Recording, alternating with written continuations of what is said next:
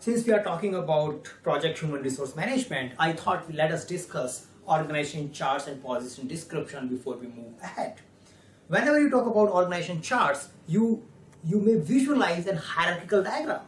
A hierarchical diagram which is representing in a format of boxes. And you must be familiar with this type of graph charts and knowing them as an organization chart. Now, yes, they are organization chart, and for your project organization, you need to have a chart like this. In a project organization, project manager would be sitting it here because he is the final accountable person for the project. You may be having team leader X, you may be having team leader Y, and they might be supported by other TLs and further the remaining teams. The organization chart or a hierarchical chart shows a relationship between an individual in a project organization. Now there are few more hierarchical charts which are relevant. The other one is organization breakdown structure. Now in organization breakdown structure, you talk about various organization departments. So in a project, so you can say a project is a root node which is a summary organization, and in this particular example, this project may have two groups. One is information technology and another is, say, customer support. Now, the organization breakdown structure demonstrate these in the form of boxes. So, organization groups are given here, and under these organization group, we talk about what these organizations are expected to do. We may give a reference to a work breakdown structure IDs, talking about which all work breakdown structures are assigned to this particular group. So organization breakdown structure is also known as organization OBS.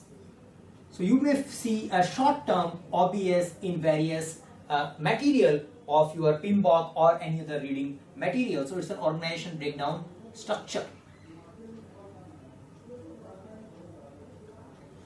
Now, the third hierarchical chart, which is relevant for project human resource management, is resource breakdown structure. Resource breakdown chart structure.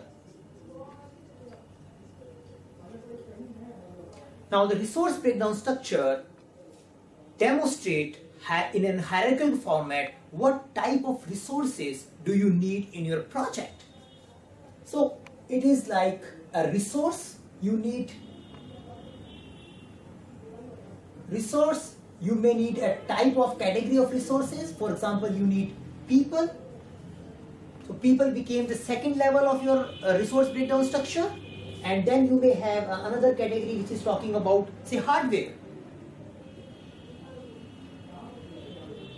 Under these people, you may have different categories of people.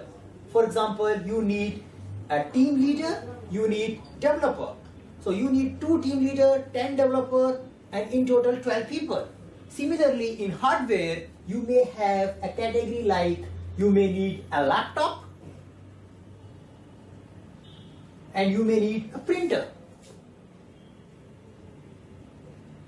So you need 2 printers, 5 laptops, 7 number of hardwares. So this is called resource breakdown structure, also known as RBS, a third hierarchical diagram which is relevant for project human resource management. Now, other tools or a method used to represent organization structures are responsibility assignment matrix.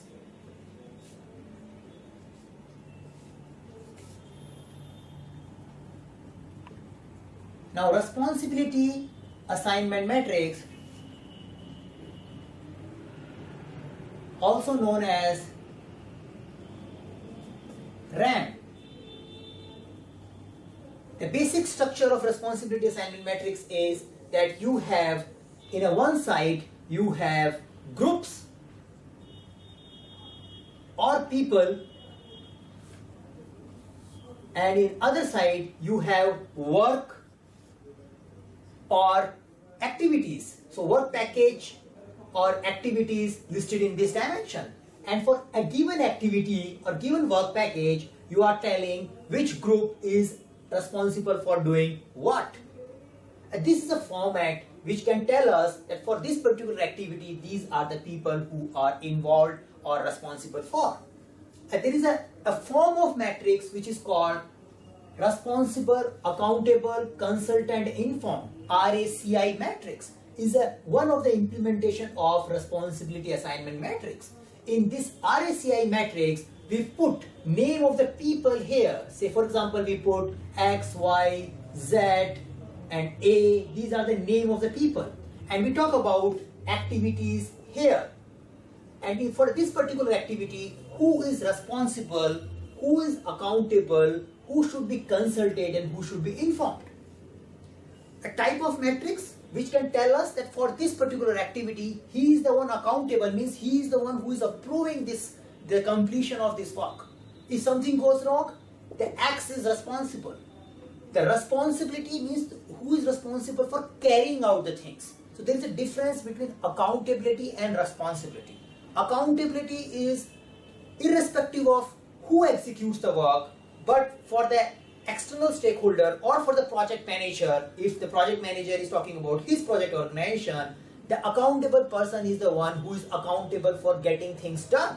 He can delegate the execution part of it to people and make them responsible, but he cannot delegate his accountability to anyone.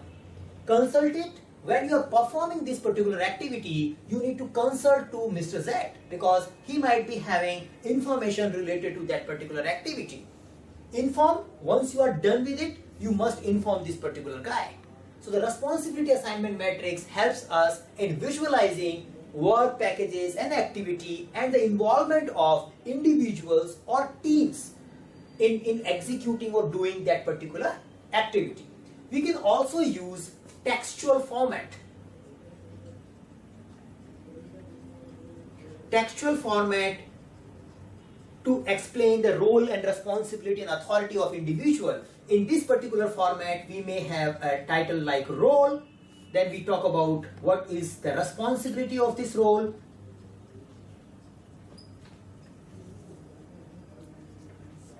and then we may also talk what are the authority this role has. The textual format is good to give a direction or an information about an individual role. So you may find that there are various ways of communicating organization chart or position description to the individuals, but it is not like that if you are using say organization breakdown structure, you won't be using resource breakdown structure or responsibility assignment matrix. You would be using in most of the cases all of them. But depending upon the scenario, for example, if you are communicating the organization chart of a project team to external stakeholder, you will use organization chart. When you are visualizing how the various departments or groups are working and performing inside your project, you would be using organization breakdown structure. When you are doing resource planning, when you are thinking that what type of resource I need, how many team leaders I need, you may be using resource breakdown structure. For all these three, the database or a source information might be the same. Same data is represented in a different way because the main data is who would be doing what. The responsibility assignment matrix becomes very handy when you want to find out who is responsible, accountable or informed when I am working or dealing with that particular work package. And the textual formats work very well when you want to communicate a responsibility, authority to an individual. So these are some of the formats which we use to communicate organization chart and positions in the project team.